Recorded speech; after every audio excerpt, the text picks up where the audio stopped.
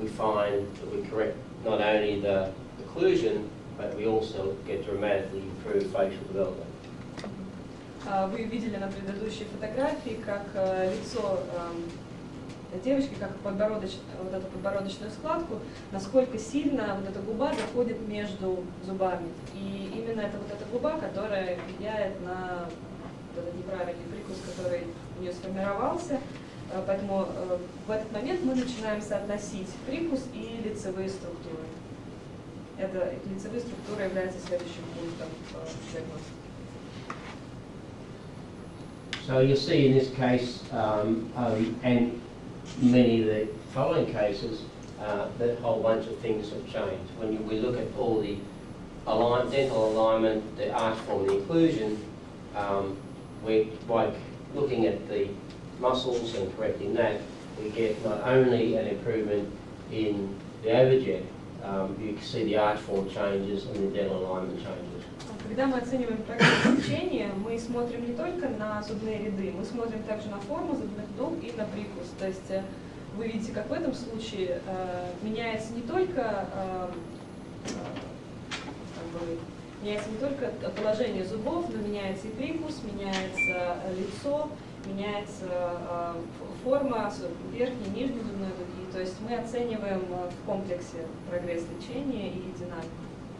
So a lot of the doctors will use a trainer system and put a trainer in a child's mouth and then see them a few months later and say, oh, this is better. We need to be not doing that. We need to be able to see the child regularly and analyse all these changes, and that's what we're going to show you. It's very important to analyse what's happening and don't just blindly put appliances in. And some say, oh, some work and some don't. If they don't work, put brackets on. That's not the way we treat myofunctional. Я хочу, чтобы вы обратили внимание на то, что просто дать аппарат пациенту, тренеру или миобрейс пациенту, увидеть его через пару месяцев, сказать, о, положение зубов изменилось в позитивную сторону, этого недостаточно. Вы должны оценивать динамику по всем вот этим 4 моментам, которые мы сейчас обсудили в процессе лечения и как бы наблюдать пациента регулярно, видеть его чаще. And so we'll talk about how we analyse the facial development later, but you'll see that you're getting a whole bunch of changes that really start from understanding arch form and occlusion and saying what's the cause, let's treat the cause rather than just treat the overjet. Вот эти вот изменения в челюстно-лицевом развитии, они могут быть достигнуты только путем исправления функции. И, вот видите, здесь вопрос, да, могли бы такого результата достигнуть при помощи брекета. So this is all to do with growth and development. So you imagine now we're looking at the muscles and the tongue on a growing child. If the force is incorrect, we'll get incorrect growth. If they're correct, we'll get correct growth. Все, в принципе, очень просто. Если язык и мышцы, окружающие зубные ряды, работают правильно, рост будет правильно. Если имеется дисфункция в языке или других мышцах, окружающих зубные ряды, то рост будет неправильный.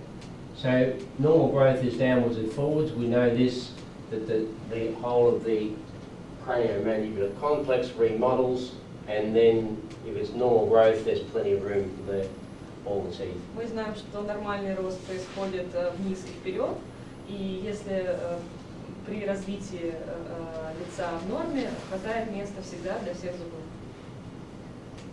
And if a child's a mouth breather, again, there's plenty of research that shows that growth goes vertical because the mouth's open all the time, which restricts the space for the anterior and the posterior teeth.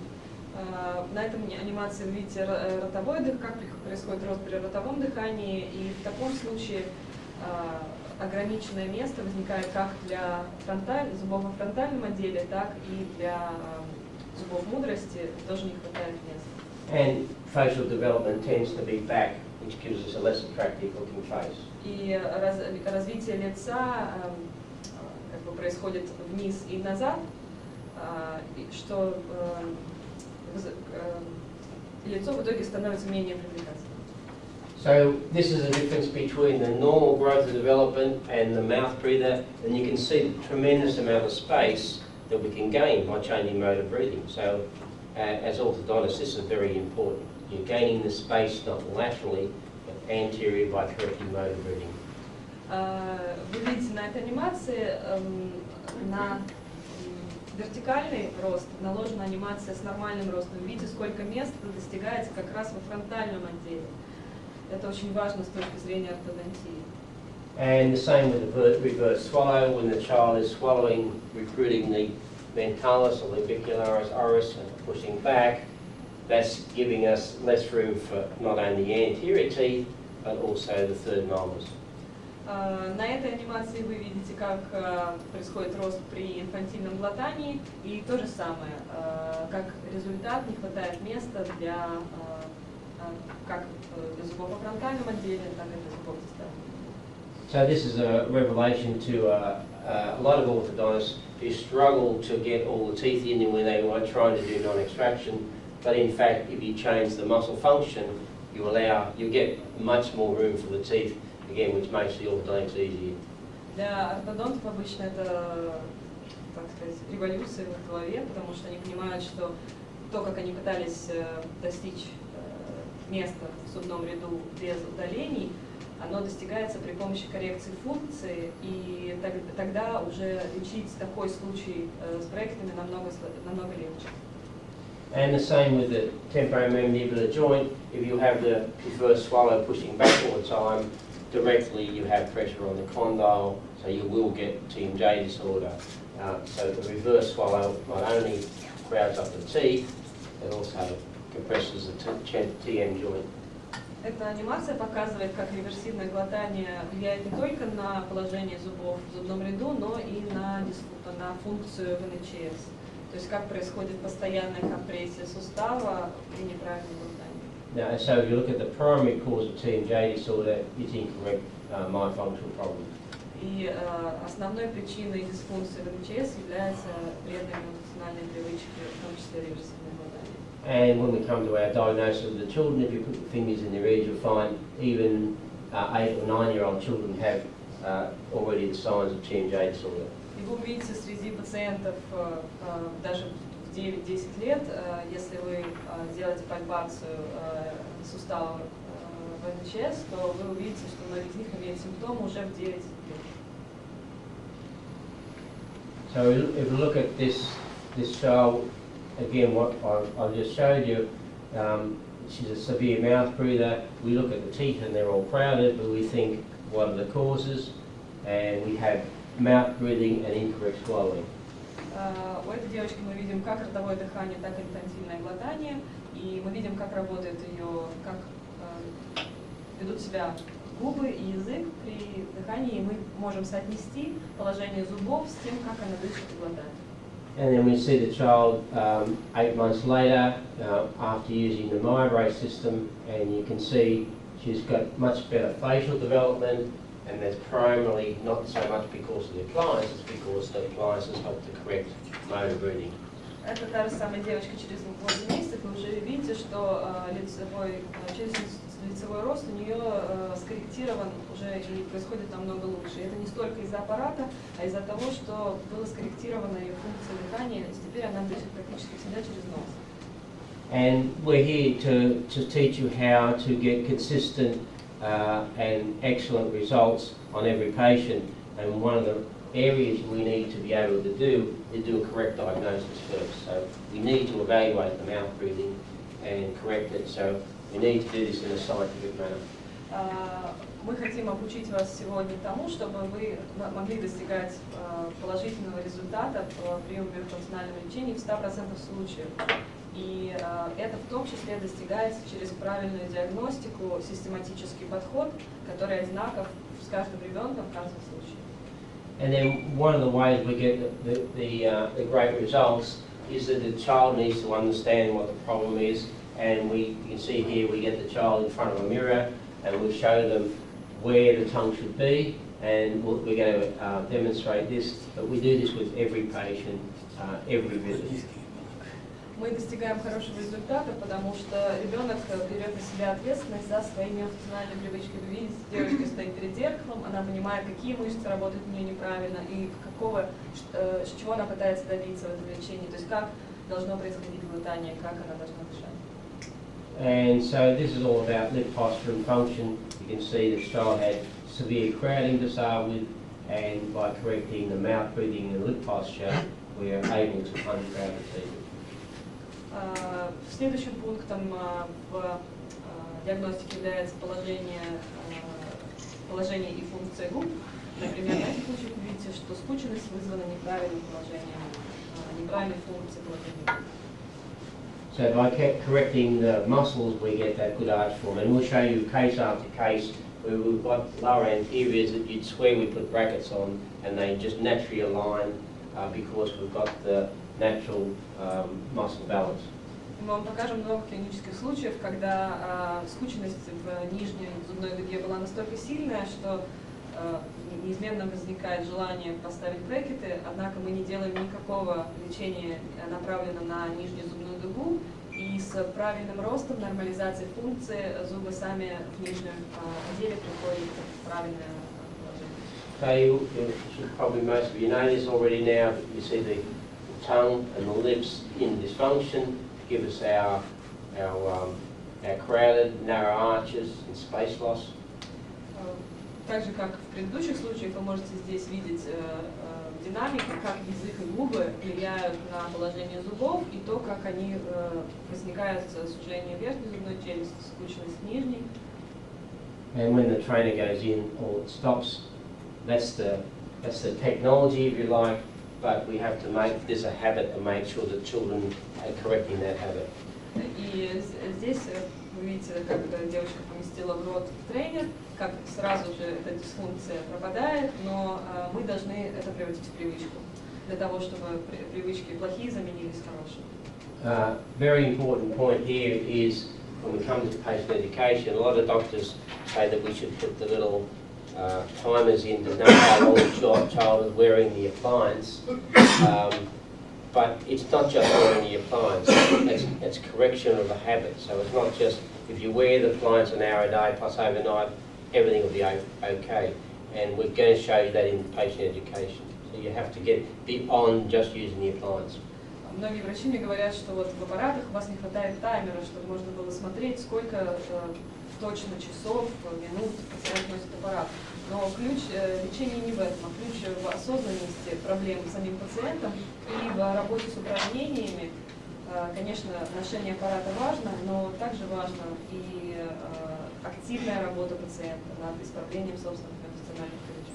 And that takes regular visits, just like a myofunctional therapist won't just train a child to with one exercise and then go away and say they're cured. We need repetition and need to see these children on a monthly basis, and that's what we're showing you now. What do you evaluate on a monthly basis, and that is how well the treatment is working, how well the children are correcting their issues. Именно поэтому мы хотим видеть пациента каждый месяц и каждый месяц производить оценку по такой форме, так же как работают миофункциональные терапевты или логопеды, они видят своих пациентов на регулярной основе, и они не просто говорят им один раз, как нужно выполнять упражнения и прощаются с ними, они постоянно повторяют одно и то же, чтобы это превратилось в привычку. Which is what this is all about. It's not magic that we are correcting the dental alignment. It's a matter of evaluating the progress, and sometimes it's quick and sometimes it's slow. And we need to also evaluate what particular muscle dysfunction isn't being corrected, and we need to get the child to focus on that. Ну, вы видите, тут исправляется форма зубной дуги, но никакого волшебства здесь нету. Это просто нормализация работы функции губ.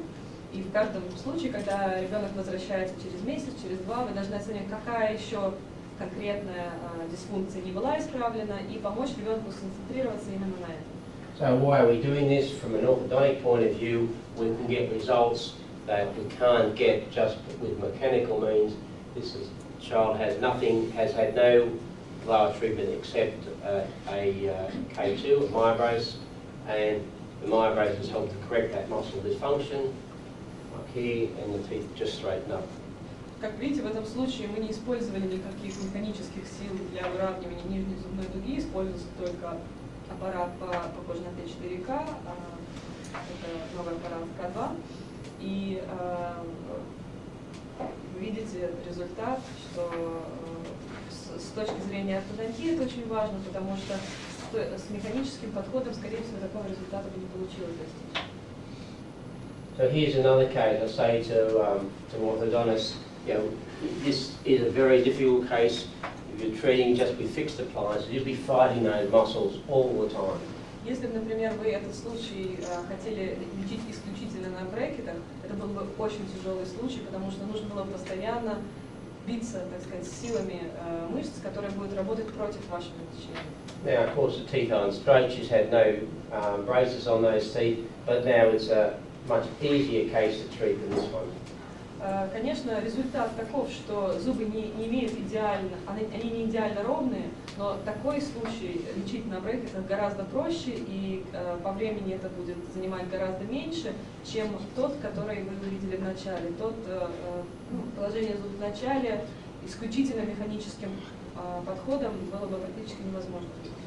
Most of these cases I'm going to show you again when we come to treatment. I'll show you the treatment in detail. But what I want to insist on now is you are able to diagnose muscle dysfunction and treat the muscle dysfunction.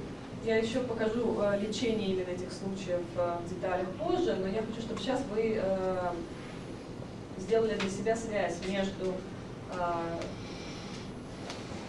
симптомами, скученностью и функцией мышц. Это исключительно с точки зрения диагностики. And this is the same case.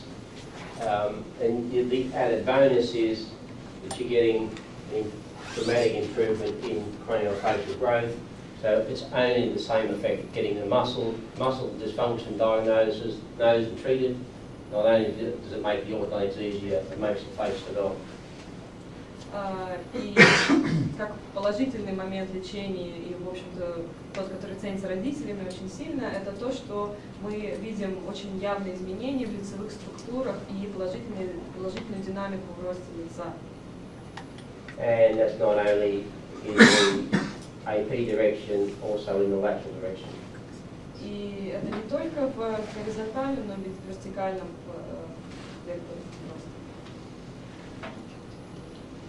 And we know that if we don't correct the muscle dysfunction, that'll still be there whether we align the teeth correctly or not. И мы знаем, что если мы не уберем дисфункцию мягких тканей, то дисфункция останется там вне зависимости от того, выравниваем ли мы зубы или нет.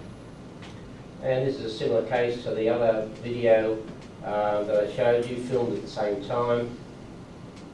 Это видео очень похоже на предыдущее, которое я показывала. Эти видео были сделаны около 10 лет назад, приблизительно в одно и то же время. And you can see the muscle dysfunction, you can see the mandible being pushed back, and you can see that there's not enough space for any of the teeth. Вы видите, как во время глотания подбородочная мышца сдвигает нижнюю челюсть назад, и вы видите, как недостаточно места для зубов. So she didn't have treatment with us, and we say, well, if she had treatment with braces and aligned the teeth, would she be any better off? Эта пациентка просто пришла для того, чтобы снять это видео, она не проходила с нами никакого лечения, и мы хотим, чтобы вы задали себе вопрос, если бы она прошла лечение на брекетах, получила бы ли она лучший результат. And so here she came to us 10 years later and say, oh, I'm ready for treatment now. And you can see the same problems are there. Soft tissue dysfunctions there, lack of facial development, and the teeth are crowded. But if we didn't correct it we corrected her orthodontically, she would still be no better off. She'd still have the dysfunction. So we must correct the function. Она вернулась 10 лет спустя и сказала, теперь я готова лечиться. Вы видите недостаток челюстно-лицевого роста, и скученность и проблемы с прикусом, они остались абсолютно такими же. И мы считаем, что если бы она лечилась на брекет-системах, при этом не корректировалась бы функция, то результат не был бы намного лучше. вы видите, что та же самая дисфункция присутствует, что была 10 лет назад. As opposed to this case where we treated her. Эта девочка, у которой похожая дисфункция, она прошла лечение. And you can see she was treated with a teeth decay, still a couple of little orthodontic problems, but good arch development, and plenty of room for the teeth. Все равно есть, эта девочка прошла лечение, и есть еще все равно несколько ортодонтических моментов, которые нуждаются в коррекции, однако мы достигли развития верхней зубной дуги и достаточно места для языка. And as opposed to the untreated case, you can see good facial development. И в сравнении с предыдущей пациенткой, которая не лечилась, вы видите здесь правильную функцию и челюстно-лицевое развитие. And that's because we've treated the muscles and not the teeth. И это потому, что мы ориентировали наше лечение на мышцы, а не на звук. So I'll quickly go through our diagnostic procedure. This is the sheet that you have in front of you, which really is exactly the same process as I've just been speaking about. Перед вами есть форма на 2 страницах, которая, в принципе, повторяет тот же самый подход, который я только что объяснил. So we'll go through this quickly. Where we have, and that is look at the teeth, look at the arch form, look at the occlusion and facial development. So these are the 4 things we look at first. Первые 4 вещи, на которые мы обращаем внимание, это зубные ряды, форма зубных дуг, прикус и развитие лицевых структур. So we can see the teeth are crowded. So the dental alignment is poor. This is our diagnostic checklist. Это наш чек-лист по диагностике. Во-первых, мы смотрим на зубные ряды. And these are the things we look for. И справа вы видите ряд вещей, которые мы оцениваем. Next is arch form. So is the arch form correct? Is it flattened? Is it narrowed? Дальше мы смотрим, оцениваем форму зубных дуг, в норме она, или она имеет сужение в форме буквы В, или есть уплощение в переднем отделе. Вы видите здесь ряд вещей, которые мы оцениваем при диагностике форм.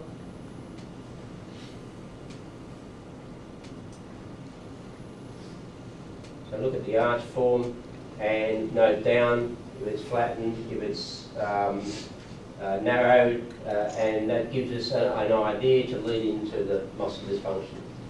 То есть, когда мы смотрим на форму зубных дуг, например, когда мы видим сужение, это нас наводит на мысли об определенной дисфункции со стороны мышц.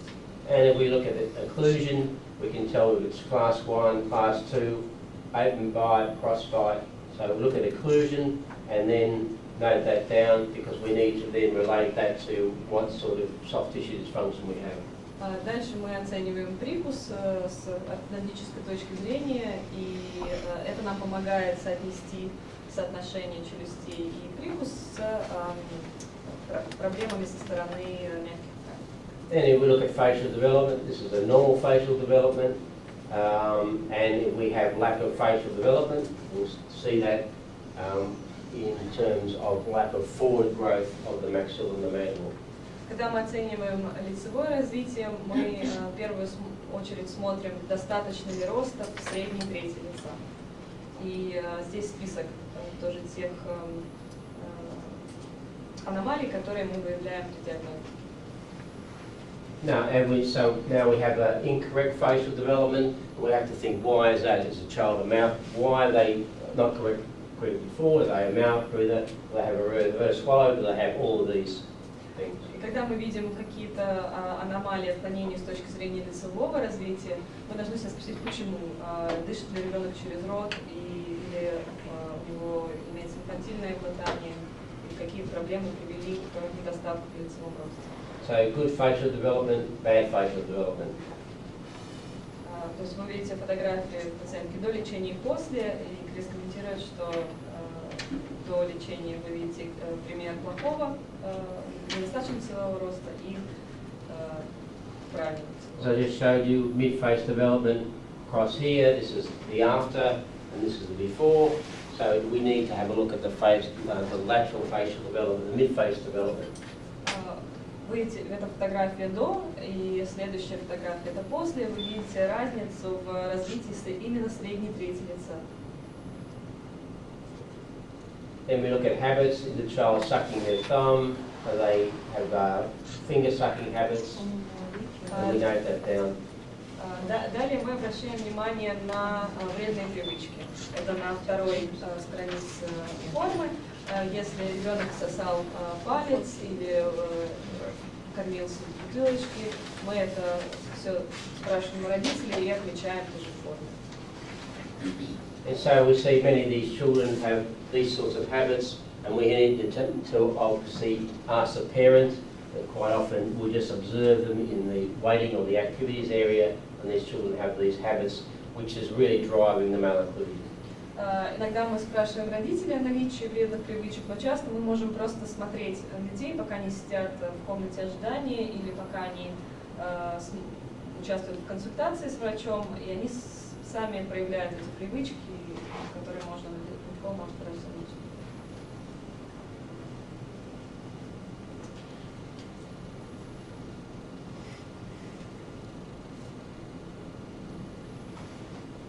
This is what I'm supposed to fix. Okay, breathing. Breathing is really important. A lot of doctors say, how do we know whether the child's a mouth breather or not? Well, don't look at the child, look at the arch form. Look at the crowding. Now, okay, then, well, okay, it's narrow arch form.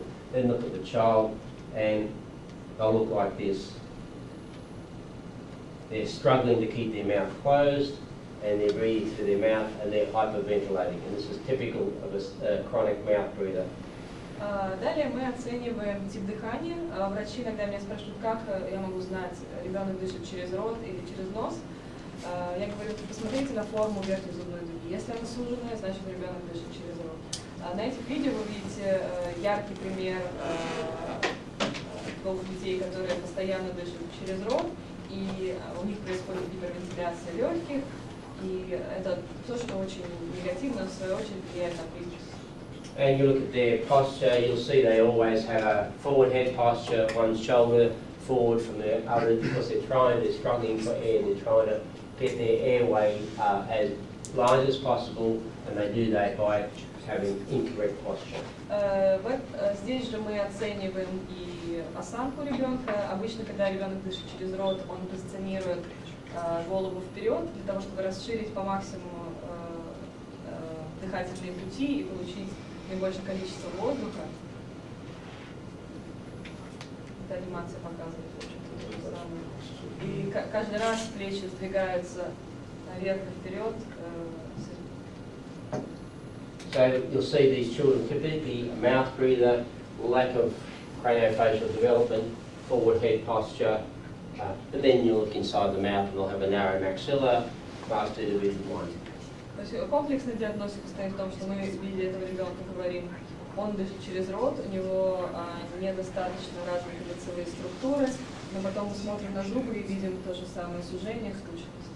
So mouth breathers really can't get correct posture because they're breathing through the mouth all the time.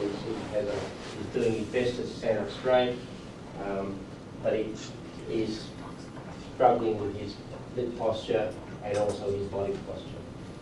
Вы видите, что на этой фотографии мальчик пытается как только может стоять прямо и держать губы вместе, но видно, что ему это очень сложно делать, и губы находятся в напряжении, а также осанка все равно, что эта осанка для него неестественна. We have 9 children coming in tomorrow, and I'm sure that you'll find the so close association between the dental problems and the functional problems and body posture. У нас завтра приходит 9 детей на практическую часть, и я уверена, что вы найдете очень тесную связь между их прикусом и положением зубов и тем, как у них между их осанкой и типом дыхания. So we're looking at, and go through these quickly now, like tongue function, tongue position, and the mouth, the tongue down, sitting down between the teeth. Is it sitting in the maxilla? Again, you've got an indication on the arch form. There's a narrow arch form there, probably left this. It's a correct arch form, do that. Дальше мы оцениваем функцию и позицию языка. Если язык находится вверху, то мы имеем правильную зубную дугу. Если находится внизу, будет скручиваться. And this is how they look. You know, where's his tongue? You can see there, the tongue is sitting down all the time, and they cannot get correct arch development. Вы видите, например, у этого мальчика, что язык находится в нижнем положении, и таким образом он никогда не может, ну, он не получит правильного развития верхней зубной дуги. And if the mouth's open like this all the time, you'll see that they just cannot swallow correctly. That's why when we do our diagnosis and our treatment planning, we have to get them breathing through the nose first. Вы видите, что при постоянном открытом, когда рот постоянно открыт, ребенок не может правильно глотать. И поэтому мы смотрим, первый аспект, который мы должны исправить у всех пациентов, это если имеется